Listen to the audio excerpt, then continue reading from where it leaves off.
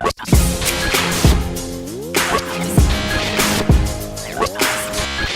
best way to put a CV together is to understand the purpose of the CV.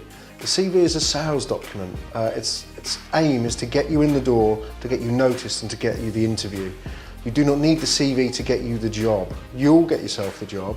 The main aim is to get the interview, and therefore lots of white space, not too much waffle, clear headings, and keep it to 2 pages. Bear in mind, this is a sales document. This is what your potential employer is going to judge you on initially. So it's absolutely vital that you get this right. You get these CVs landing on your desk. Have you got the time to look at them? No, I usually delegate to my management team or to the manager responsible for that particular department. Say, look, you look through them, you do all of the weeding out, and you come to be with your top 3 or 4. I will then look at it. A lot of companies now are looking for people that can condense information and can summarise, and if you can't summarise your own life and career, then you're probably not going to be very good at summarising other things as well. There is some kind of summary at the top that says the thing that you want to say about yourself. For example, you might have had a great performance at your previous company for the last couple of years, and that doesn't always come out when you list out jobs and a career timeline. So it's very important just to say a few lines to say, I've been rated very well in my last few companies, and this is the sort of thing that I've been working on. And that just makes it stand out and gets the softer things across that you can't always get across in a timeline. And that should be the first thing that they read. For me, it's about producing something without mistakes. The CVing vetting process is about knocking out and identifying people that aren't right. And the first way that people do that, of course, naturally, is to look for badly laid out, badly planned, badly spelled, bad information. So actually, the simplest approach is to make sure that your CV doesn't have errors on it. The CVs I like to read are very much like the reports I like to read. I haven't got time to read through reams and reams of rubbish. I want to see concise answers. I want to see achievements. I want to see statements backed up with qualitative facts. I want it to be easy on the eye, something I can scan through, and it's a passport for me. It's the passport to get that person in for an interview. I'm looking for that difference, and that difference comes from someone taking initiative. I'm actually interested in where have you really made a difference? What have you achieved? Those are the most important things that people want to read about. Tailoring your CV, or at least fine-tuning it for every application you make, particularly if it's a company that you've targeted and it's part of your vision to go for. Identifying where you're going to add value to a company.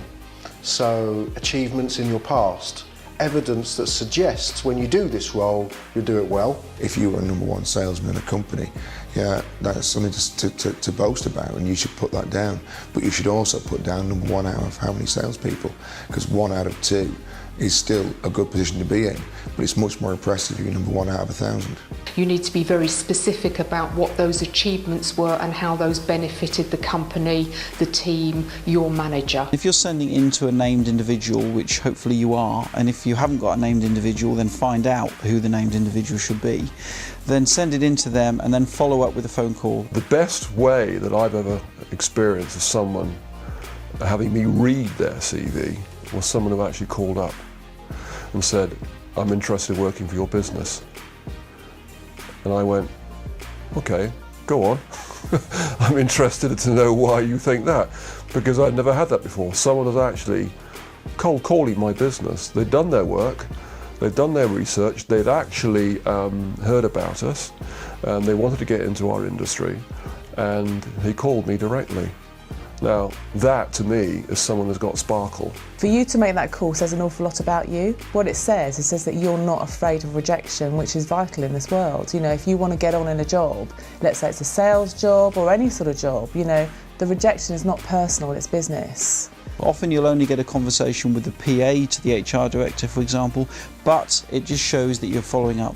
And sometimes that PA will then go back to their boss and say, this guy sounded really good, followed up on his CV, sounds great, I think we should meet him. PAs never underestimate the influence that PAs have on their bosses. PAs are fantastic People think they are barriers, and so to a certain extent they are, but they are also human beings. They also like to understand and recognise that they are the power behind the throne. If you understand that they are the power and respect them for that, it's amazing what you can get from a PA. Utilise the PA to help you to get what you want.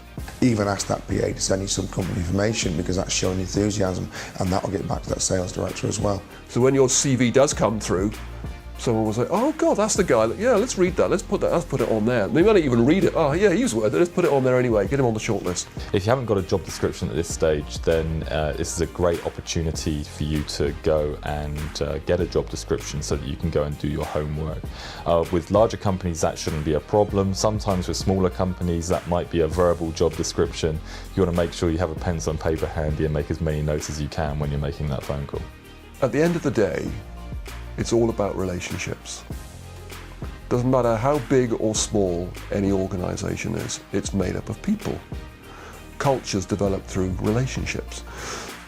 The first port of call is you need to understand who it is. You not only understand, but who it is you are going to be talking to.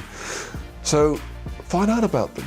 If you can find out a little bit more about the role, a little bit more about how many people have applied. Remember, your company, this company that you're going for, that you want the job in, they'll be seeing a lot of people. They could be seeing 3, they could be seeing 5, they could be seeing 10. You imagine all those people that they're seeing. Let's say they're seeing them over a day or 2 days. That's a lot of people to see. Minimum of an hour each. They'll be glazed. They won't remember who the hell they're talking to, let alone how wonderful you were. Give yourself a chance. Make sure you're the last.